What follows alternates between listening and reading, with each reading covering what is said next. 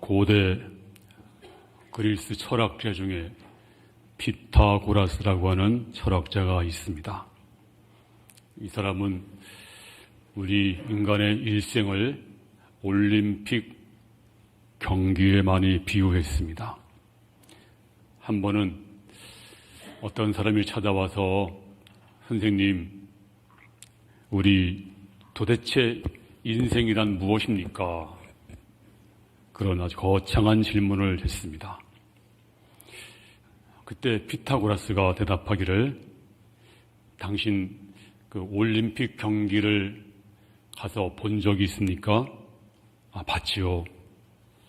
가서 보게 되면 아마도 네 종류 사람이 있는 것을 보게 될 것입니다.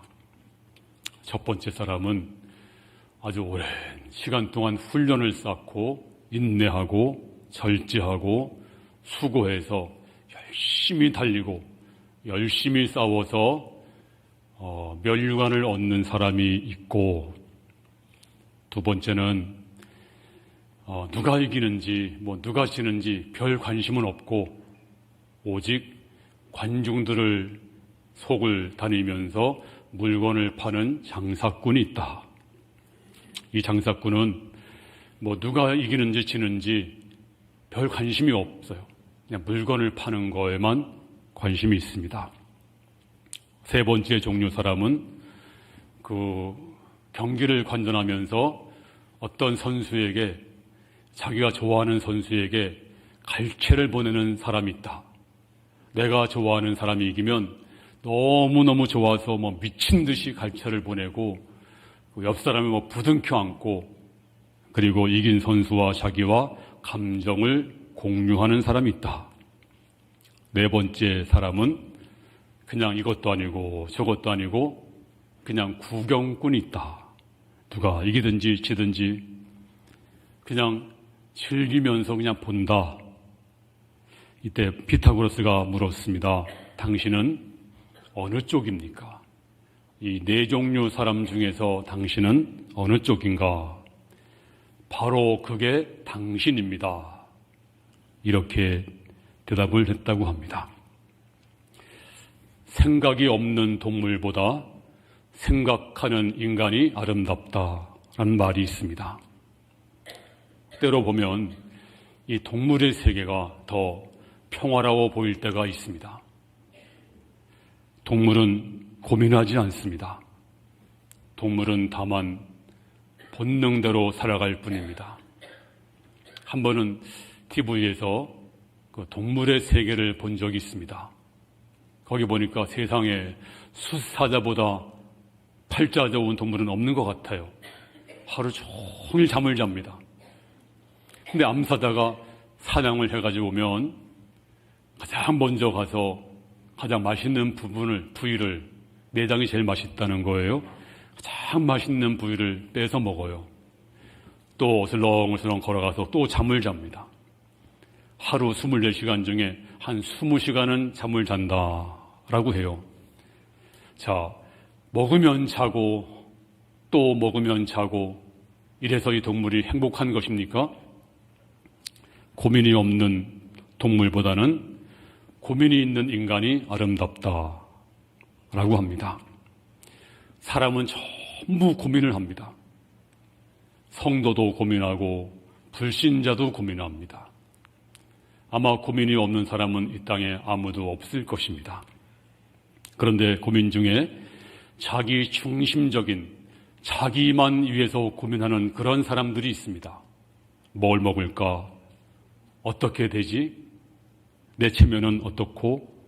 항상 자기 중심이에요. 여기서 벗어나지 못합니다.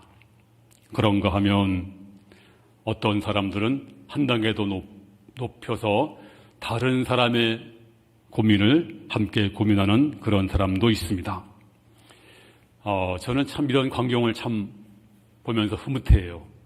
엄마가 자식을 위해서 음식을 만들고 또 자식이 그 음식을 맛있게 먹으면 부모가 흐뭇해하게 바라봅니다.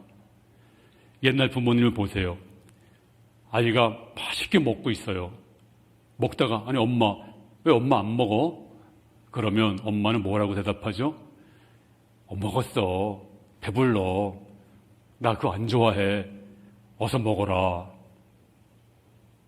이 엄마는 자기가 먹는 게 아닙니다. 아들이 먹는 걸 보고 기뻐합니다. 그렇게 기뻐할 수가 없어요. 그러므로 남을 기쁘게 하기 위해서 정성을 기울이고 남의 행복을 위해서 고민하는 그런 고민은 더 아름다운 고민이라 할 수가 있습니다. 그런가 하면 한 단계 더 높여서 신령한 진리를 위해서 고민하는 그런 고민도 있습니다. 신령한 고민, 뭘까요? 내 영혼이 왜 이렇게 어둡지? 내 생각이 왜 이렇게 잘못되고 있지? 또 내 심령이 왜 이렇게 나약할까? 내 영혼이 왜 이렇게 이 모양이지? 자기 영혼의 신령한 진리를 위해서 고민하는 실존적인 고민, 다시 말하면 하나님의 뜻대로 하는 고민이 있습니다. 여기서 우리가 한 단계 더 나아가면 우리가 영혼의 아픔을 느끼는, 또 마음의 아픔을 느끼는 그런 고민이 있습니다. 오늘 여러분 스스로 물어보시기 바랍니다. 나는 무슨 고민을 하는가? 지금 내가 당하는 고민, 내가 당하는 고통은 선택적인 것인가 아니면 불가피한 것인가? 내가 당하는 이 고통, 고민은 어떤 사정에 따라서, 형편에 따라서 어쩔 수 없는 것인가 아니면 내가 자발적으로 선택하고 내가 취하는 고통인가 하는 것입니다. 똑같은 고민이라도 불가피하게 내가 어쩔 수 없는 고민보다는 내가 자발적으로 자원해서 선택하는 고민, 이러한 고민을 우리는 그리스도인다운 고민이라 말할 수가 있습니다. 자, 오늘 사도 바울은 본문에서 큰 고민이 있었습니다. 나에게 그치지 않는 고통이 있다. 내게 큰 아픔이 있다. 내가 아무리 지우려고 해도 지울 수 없는, 내가 이것을 잊어버리고 싶어도 잊을 수 없는, 정말 내 마음의 한가운데 자리 잡고 있는 그치지 않는 고통, 멈추지 않는 고통이 나에게 있다. 그것이 뭘까요? 오늘 9장 1절에 보니까 내가 그리스도 안에서 참말을 하고 거짓말을 아니하노라. 오죽했으면 이렇게 말하겠어요? 내가 진짜 말할게. 내 말은 거짓말이 아니다. 정말 참말이다. 이 정도면 아시겠죠? 어느 정도인지. 나에게 큰 근심이 있는 것과 마음에 그치지 않는 고통이 있는 것을 내 양심이, 그러니까 성령의, 하나님 이름을 걸고요, 내 양심이 성령 안에서 나와 더불어 증언한다. 하나님 이름을 걸고 맹세하는 거예요. 내게 정말 큰 고통이 있습니다. 정말 그치지 않는 근심이 있습니다. 그게 뭘까요?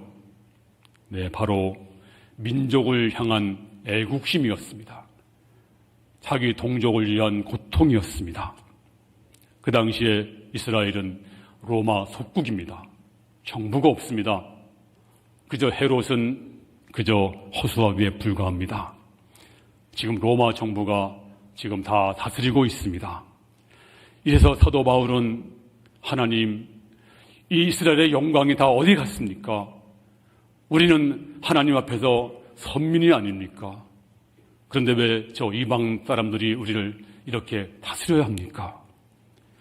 다윗의 영광은 다 어디로 사라졌습니까? 우리가 대망하는 메시아는 언제 오십니까? 그래서 하나님 앞에 정말 고민 속에서 고통을 겪고 있는 것을 볼 수가 있습니다. 자, 어느 때나 그러지만 우리가 나라 잃어버리거나 민족이 어려움을 겪게 되면 그 애국심이 나타나게 되어 있습니다. 근데 몇 가지가 나타나는데요. 연구해 보면 첫째는 항거입니다. 자기를 지배하는 그 사람들 싸워보겠다. 그래서 싸우는 사람들이 있습니다. 그렇게 애국심이 표출됩니다.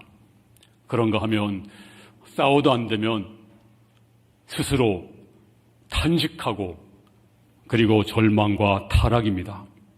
소위 말하면 애국적 타락이에요. 그래서 나라 잃어버린 다음에 젊은이들이 뭐 옛날에 그런 영화 많잖아요.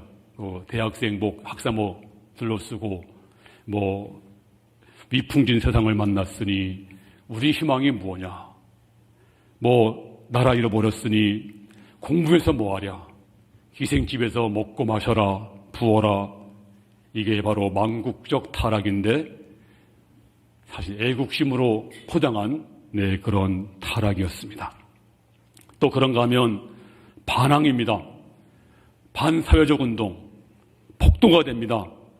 내가 폭도가 되고 강도가 되고 도덕이 되는 것은 내가 조국을 위해서 정당화하면서 사실 우리 옛날에 깡패 얼마나 많았어요. 일정 때, 강점기 때 산적이 얼마나 많았습니까? 근데 애국의 이름으로 포장을 해서 사람들이 폭도가 되고 강도가 되었습니다. 또 하나는 아니다. 아는 게 힘이다. 배워야 된다. 가르쳐라. 배워라. 우리 살 길은 근념과 성실이다. 그래서 애국하는 마음으로 공부하고 애국하는 마음으로 농사도 하고 정직하자. 이렇게 외친 사람이 누굴까요? 도산 안창호 선생을 비롯해서 이런 방법으로 사회운동을 일으켰습니다. 또 한 가지는 선교열입니다. 애국이고 전도다. 이 민족이 나라 잃어버렸으니 우리가 열심히 전도해서 하나님께 돌아와야 된다. 그러므로 전도하라. 이래서 많은 목사님들이 이 강점기 때 열심히 전도했습니다. 어떤 목사님은 교회를 무려 100개를 세웠어요. 세우면 또 떠나서 또 세우고 또 세우고 나라 살리는 일은 전도다. 이것밖에 없다. 그렇게 애국심이 표출되었습니다. 자, 그러면 사도 바울은 그 애국심이 어떻게 표출되었을까요? 뭐 항거하거나 반항하거나 어쩔 수 없다 탄식하거나 자포자기 하지 않았습니다. 자, 그의 애국심이 어떻게 나타났는가? 한마디로 말하면 신앙으로 복음으로 나타났는데, 자, 1절을 다시 한번 우리 읽어보겠습니다. 크게 시작. 내가 그리스도 안에서 참말을 하고 거짓말을 아니하노라. 나에게 큰 근심이 있는 것과 마음에 그치지 않는 고통이 있는 것을 내 양심이 성령 안에서 나와 더불어 증언하노니. 나는 정말 참말을 한다. 나는 거짓말을 하지 않는다. 정말 내 안에 내가 내 마음을 보여주고 싶은데 내 마음에 큰 근심이 있고 내 마음에 큰 고통이 있는데 이거는 언제나 언제든지 잊을 수 없고 또 잊을래야 잊을 수 없고 내가 벗어날래야 벗어날 수 없는 이 고통, 이 근심, 이게 뭘까요? 바로 나라와 민족을 위한 애국심이었어요. 지금 사도 바울은 열심히 전도하고 있습니다. 열심히 이방 나라에 가서 나는 하나님께 이방 나라 위해서 부름받은 사람이니까 내 조국 몰라. 그게 아니고 어딜 가든지 가장 먼저 유대인 회당을 찾아가서 복음을 증거합니다. 자, 그리고 이제 오늘 본문의 클라이맥스는 3절입니다. 3절 말씀 시작. 나 형제 곧 권력의 친척을 위하여 내 자신이 저주를 받아 그리스도에게서 끊어질지라도 원하는 바로라. 원하는 바로다. 뭘 원했습니까? 어디까지? 내 자신이 저주를 받아 그리스도에게서 끊어질지라도. 이건요 엄청난 얘기입니다. 내 형제, 내 권력과 친척을 위해서 내가 저주를 받아서 끊어질지라도. 이 사랑의 극치입니다. 우리가 사랑하면 물질을 희생하고 시간도 드리고 생명도 바칩니다. 그런데 오늘 사도 바울은 말하기를 내 생명보다 더 중요한 것을 내가 희생을 하고 싶다. 그게 뭐예요? 생명보다 더 귀한 게 뭘까요? 성경이 말하기를 내가 주님과 내가 하나인데 내가 저주를 받아서 주님과 끊어질지라도, 다시 말하면 내가 저주받아서 저 지옥에 가서 고통을 겪을지라도, 이거는요 생명 잃어버리는 것보다 더한 것입니다. 내가 저주받아서 끊어질지라도, 그런데 내가 원하는 것이 있는데 이것은 내 동족, 내 형제, 친척들이 주님께 돌아와서 구원을 받는 것이다. 이런 뜨거운 가슴으로 내 민족이 구원받기를 기도하고 있습니다. 그래서 이제 이방인의 사도로서 이제 로마, 고린도, 에베소, 또 빌립보 지방을 다니면서 가장 먼저 간 곳이 바로 회당이었어요. 거기에 디아스포라, 유대인들이 모여서 예배를 드리고 있습니다. 거기 가서 먼저 복음을 증거합니다. 그런데 유대인들에게 가장 핍박을 많이 받았어요. 가장 큰 핍박을. 심지어 평생토록 나를 죽이려고 쫓아다니는 사람이 있다. 그럴 정도로 핍박을 많이 했습니다. 그럴지라도 바울은 자기 민족을 사랑했습니다. 북한 선교를 위해서 평생 일하신 목사님이 있습니다. 이분이 카나다, 미국에서 물품을 가지고, 많은 물품을 가지고 이제 북한에 가서 전달을 했어요. 그런데 이제 그를 인도하던 그 안내원이, 목사님 아버지가 옛날에 여기서 죽창에 찔려서 죽었는데 공산당에 의해서 어떻게 당신은 우리 이렇게 선대하십니까? 그때 목사님이 말씀하시기를, 저 동무, 나는 정말로 이 민족 동포를 사랑합니다. 그때 그들은 모르고 그런 것이니 제가 그 문제를 가지고 지금 내 마음에 둘 리가 없지요. 나는 이 민족을 사랑합니다. 하고 그냥 힘없이 찾아가서 도와주고, 그런데 옛날에 미국에 있을 때 그 어느 교회에 가서 간증한 게, 그게 이제 알게 됐어요, 북한에서. 그때 김일성 부자를 이제 흉본 거, 비판한 게 이제 그걸 보게 된 거예요. 잡혀가지고 거기서 한 2년 동안 거기서 죽도록 고생을 하고 나오셨는데요. 간증을 들어보니까 그래요. 그래도 나는 이 동족을 사랑합니다. 정말 뜨거운 가슴으로 동족을 사랑했습니다. 오늘 사도 바울도 그런 마음을 가지고 나는 내 동족을 사랑합니다. 내가 저주를 받아서 주님과 끊어질지라도, 내 모든 걸 다 버릴지라도 내 동족이 구원받으면 난 이것을 원하겠습니다. 지금 우리가 그러잖아요. 경제가 어떻고, 정치가 어떻고, 망할 놈의 세상, 헬조선, 이런 말 많이 쓰잖아요. 조심해야 됩니다. 이제 우리는 애국자가 돼야 되는데 이번 주간이 바로 3.1절입니다. 그런데요, 제가 3.1절을 준비하면서 서류들을 많이 좀 살펴봤어요. 그랬더니 물론 다 아는 내용입니다만 33인 대표 중에서 거의 다가 기독교인입니다. 다른 종교 거의 없어요. 그냥 구색 맞추기예요. 그리고 독립선언문 이제 발표됐는데 그 내용을 제가 참 잘 읽어봤어요. 봤더니 이것은요, 성경이에요. 한편의 설교지. 성경을 모르고는 이거 쓸 수 없는 겁니다. 사랑, 평등, 정의, 평화, 성경 내용을 그대로 옮겨놓은 거예요. 깜짝 놀랐습니다. 이걸 이제 쉬운 말로 다시 번역을 하면, 우리는 오늘 조선이 독립한 나라이며 조선인이 이 나라 주인임을 선언한다.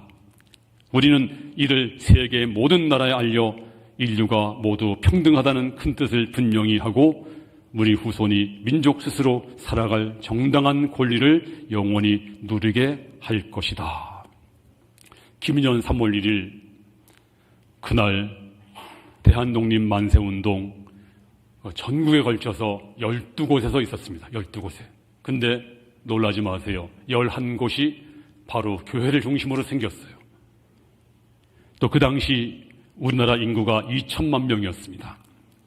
그런데 기독교 인구가 1.2%, 아주 미미했어요. 약 25만 명 정도, 그 정도로 추산되고 있습니다. 이처럼 기독교는 그 당시에 주류 종교가 아니었습니다. 있는지 없는지, 근데 그 당시 통계를 보니까 불교가 400에서 500만 명, 천도교가 200만 명, 유교가 300만 명, 기독교인은 아주 미미하게 25만 명 정도 그렇게 통계를 예상하고 그렇게 추산합니다. 자, 그런데 선교를 연구하는 그 학자들이 아니 우리나라가 일본보다 100년 늦게 들어왔습니다, 복음이. 근데 일본은 실패했어요. 근데 우리나라는 100년 늦게 들어왔어도 방방곡곡 교회가 없는 곳이 없는데 왜 그런가 연구해 보니까요, 이런 결론이었어요. 일본은 기독교가 외세였습니다. 그래서 일본 사람들은 서양 종교가 들어와서 일본의 고유한 문화, 종교, 정치를 바꾼다. 그래서 일본은 지키기 위해서 일본을 지키자. 그러기 위해서는 기독교를 말살해야 된다. 저항하고 핍박하고 물리시려고 했어요. 그래서 일본에서는 기독교가 꽃을 피우지 못했습니다. 근데 조선은 다릅니다. 일본이 우리를 강점을 하고 모든 역사, 문화, 또 종교, 정치, 모든 걸 근본을 싹 바꾸려고 했어요. 말살했습니다. 그때 기독교 교회가 신앙으로 무장하고 맹렬하게 저항했습니다. 그랬더니 민중들은 저 기독교가 진짜 우리 민족 종교구나. 그래가지고 그때 그 생각이 어떻게 돌아갔냐면 예수 믿는 것이 바로 나라를 사랑하는 것이고 애국이 곧 기독교고 기독교가 애국이고 이게 하나가 됐어요. 그래서 나라 사랑, 애국은 곧 예수 믿는 것이다. 기독교가 곧 애국이다. 자연스럽게 각인이 됐습니다. 그래서 예수 믿는 것과 나라 사랑은 동일시 되었습니다. 그래서 이 3.1운동에 당연히 기독교인들이 이제 줄을 이루면서 이 운동을 주도하게 됐는데 그때 그 통계를 보니까요, 3.1운동으로 인해서 체포된 사람을, 감옥에 간 사람들을 보니까 기독교인이 2039명, 그리고 유교인이 55명, 불교인이 41명. 그러니까 유교인과 불교인은 그냥 종교인이 다 참석했다는 거 위해서 한 거지 그들은 종교로 참석한 것이 아니고 일반인인데 그냥 구색을 맞추려고 했다고 그래요. 그 당시에 불교 인구는 무려 400만, 500만이었습니다. 근데 33인 중에서 딱 2명이 들어갔어요. 그 2명이 불교에 투철해서 들어갔나요? 그건 아니고, 또 그 당시 유교는 우리 국교로 될 정도로 큰 종교였는데도 유교는 나서로 민족 대표가 한 명도 없습니다. 근데 문제는 천주교입니다. 그 당시 교황청은 이태리에 있잖아요. 이태리 교황청에서 무솔리니 정권을 지지했습니다. 어쩔 수 없잖아요. 그리고 또 이 교황청에서 히틀러 정권을 지지했습니다. 이태리하고 독일하고 일본이 군사 동맹입니다. 그러니까 교황청에서는 당연히 조선 땅에 있는 천주교회는 일본의 명령에 순종해라. 그리고 일본의 신사참배는 해도 된다. 우상이 아니다. 이래가지고 정교를 내리니까 천주교인들이 전부 다 친일파가 됐습니다. 친일파 쪽으로 돌아설 수밖에 없었어요. 어쩔 수 없었습니다. 이래서 기독교와 완전히 다른 길을 걸어갔습니다. 그런데 기독교는 타종교와 비교할 수 없을 만큼 앞장서서 우리 민족을 구원하기 위해서 최전방에 섰습니다. 그 중에 누가 있나요? 유관순 열사가. 이분은 저 공주에서 영명학교 출신인데, 영명학교는 누가 세웠냐면 그 미국 선교사가 세운 학교인데요. 윌리엄스 선교사가 세운 학교인데 그 아들이 우광복입니다. 이분이 정말 조선의 그 통일을 열망해서 아들을 광복이라고 지었어요. 그래서 이 광복이라는 사람을 통해서 그 학교가 세워지면서 거기서 수학을 하고 독립정신을 거기서 많이 배우고, 그리고 그 다음에 이화여자대학교에서 수학 다니면서 이제 3.1 운동이 있다는 걸 알고 고향에 내려가서 함께 이제 결사를 하고, 그리고 3.1 운동을 이제 앞장서서 진행하게 됐는데요. 이제 아우네 장터에서 만세 운동을 하다가 잡혀가지고 이제 일본 일경에 의해서 무참히 살해되는 그런 일이 있었는데 결국 1920년 9월 28일 18살 꽃다운 나이에 순국하게 됩니다. 자, 그 여사가 이 유관순 열사가 한 말을 한번 제가 읽어보겠습니다. 내 손톱이 빠져나가고 내 코와 귀가 잘리고 내 손과 다리가 부러져도 그 고통은 이길 수 있사오나 내 다리가 부러지고 코가 잘려지고 귀가 잘려져도요 이길 수 있대요. 그런데 나라 잃어버린 그 고통만은 견딜 수가 없습니다. 나라 잃어버린 고통이 가장 큰 고통이래요. 나라에 바칠 목숨이 오직 하나밖에 없는 것만이 이 소노의 유일한 슬픔입니다. 이렇게 말했대요. 나라 잃어버린 고통이 제일 큰 고통이고 나라 위에서 바칠 게 이 한 목숨 하나밖에 없다는 게 유일한 슬픔이다라고 했습니다. 오일남 위상계 선생은 고초당할 때 누가 3.1운동을 지시했냐 했때 대답은 뭐였는지 아십니까? 하나님이 시켰습니다. 때릴 때마다 하나님이 시켰습니다. 그렇습니다. 우리는 이 거룩하고 귀한 자랑스러운 조상의 후예들입니다. 우리는 지금 그 피가 우리 안에 흐르고 있습니다. 이제 우리는 그런 바울의 심정으로 나라와 민족을 사랑하는 그런 마음을 갖는 건 너무나 당연한 일입니다.